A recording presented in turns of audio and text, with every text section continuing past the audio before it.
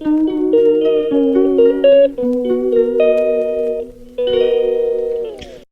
স্রোত চ্যানেল থেকে সবাইকে জানাই আমার প্রণাম, প্রীতি ও শুভেচ্ছা। যদি এই চ্যানেলের নতুন কোনো বন্ধু হয়ে থাকেন তাহলে প্লিজ আমার চ্যানেলটা সাবস্ক্রাইব করে রাখবেন, পাশে বেল আইকনটিকে ক্লিক করে রাখবেন। আর হ্যাঁ, গল্পের শেষে প্রতিদিন একটা করে নতুন প্রশ্ন থাকবে ভগবানকে নিয়ে। যদি উত্তরটা জানা থাকে তাহলে কমেন্ট করে জানিয়ে দিবেন, তাহলে বুঝতে পারবেন আপনি নিজেও ভগবানের স্মরণে আছেন। তাহলে চলুন আজকের এই গল্পটা আমরা আস্বাদন করি। রাধে রাধে। শ্রীমতী রাধারানীর স্বামী ছিলেন আয়ান ঘোষ, অর্থাৎ আয়ান ঘোষের সঙ্গে বিবাহ হয়েছিল। কিন্তু শ্রীমতী রাধারানীর মন প্রাণ জুড়ে থাকতেন ভগবান কৃষ্ণ।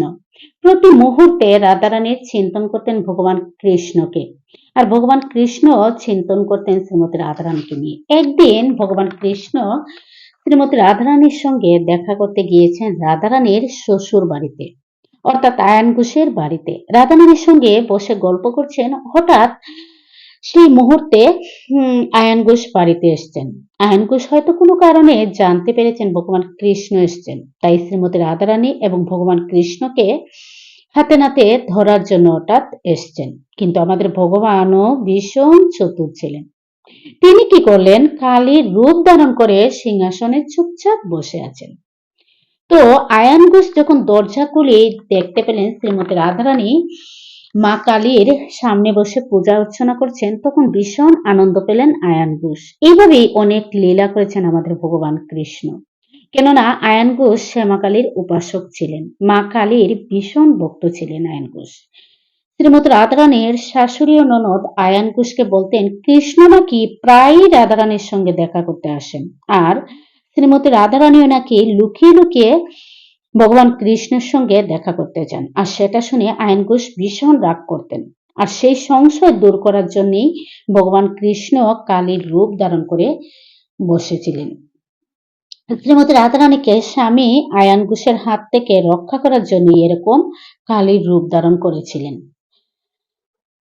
তাই ভগবান কৃষ্ণ যে কালীর উপাসক ছিলেন সেটা নয়, কিন্তু বৃন্দাবনে বহু পূর্ব থেকেই দেবী পূজার প্রচলন ছিল। আয়ান ঘোষ দেবীভক্ত ছিলেন। শ্রীকৃষ্ণ তার দিব্য লীলাবিলাস ক্ষেত্রে দেবীভক্তি পরায়ণ আয়ান ঘোষের সম্মুখে চতুর্ভুজা শ্যামা রূপ ধারণ করেছিলেন।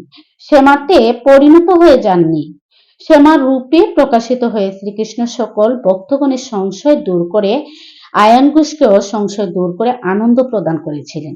শ্রীকৃষ্ণ শ্যামারূপ ধারণ করলেন বলে যে শ্যামা ভজনই শ্রেষ্ঠ হবে, কৃষ্ণ ভজন শ্রেষ্ঠ হবে না, এরকম মনে করার কোনো অর্থই হয় না। লীলাবিলাসের ক্ষেত্রে যেহেতু শ্রীকৃষ্ণ একসময় সাপ রূপ ধারণ করেছিলেন, অতএব সাপের ভজনই কি শ্রেষ্ঠ, কিংবা কোকিলের সুরে বাঁশি বাজাতেন, অতএব কোকিল ভজনই কি শ্রেষ্ঠ, এরকম কি চিন্তা করাটা ঠিক? এরকম চিন্তা করার কোনো অর্থই মনে হয় না।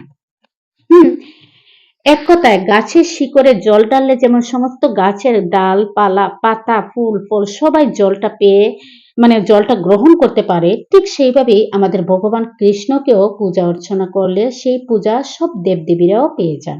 আমি কি বিষয়টা বুঝাতে পেরেছি অল্প কথায়?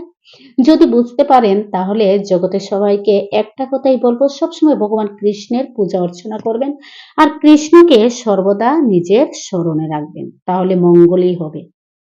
আজকের গল্পটা যদি ভালো লেগে থাকে তাহলে প্লিজ আমার চ্যানেলটা সাবস্ক্রাইব করে রাখবেন, পাশে বেল আইকনটিকে ক্লিক করে রাখবেন, আর হ্যাঁ, লাইক করতে ভুলবেন না। আজকের প্রশ্ন হচ্ছে শ্রীমতী রাধারানীর স্বামীর নাম কি?